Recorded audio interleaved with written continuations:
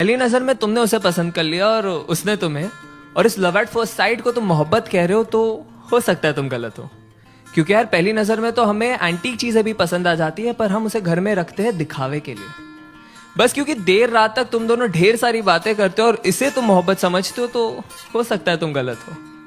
क्योंकि यार अकेलेपन के मारे तो दो अनजान मुसाफिर भी एक दूसरे से बात कर ही लेते हैं।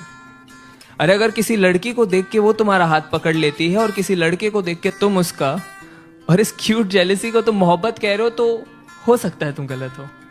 क्योंकि यार परिंदों को पकड़ा जाता है पिंजरों में कैद करने के लिए, उन्हें आजाद करने के लिए नहीं।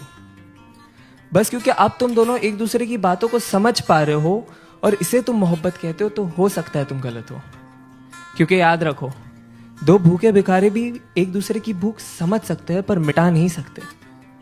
अरे अगर तुम एनिवर्सरी का सेलिब्रेशन हर महीने कर रहे हो और इसे तुम मोहब्बत कहते हो, तो हो सकता है तुम गलत हो। क्योंकि दास्तान इश्क को बयां करने के लिए साल का कोई नंबर नहीं चाहिए होता। अरे बस क्योंकि तुम उसके इंस्टा स्टोरीज का और वो तुम्हारे स्नैप स्टोरीज का हिस्सा बन चुकी है और इसे तुम मोहब्बत कह रहे हो, तो हो सकता है तुम गलत हो। क्योंकि यार मोहब्बत को फिल्टरों के साथ सेव नहीं किया जाता, उसे बस उसी लम्हे में जिया जाता है।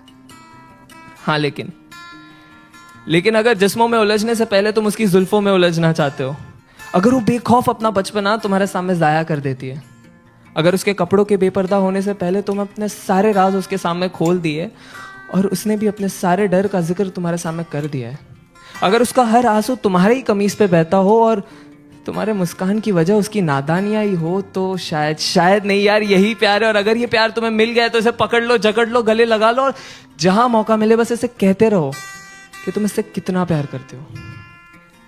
क्योंकि ऐसी मोहब्बत से मुलाकात होने में जिंदगी का एक काफी लंबा अरसा बीत जाता है।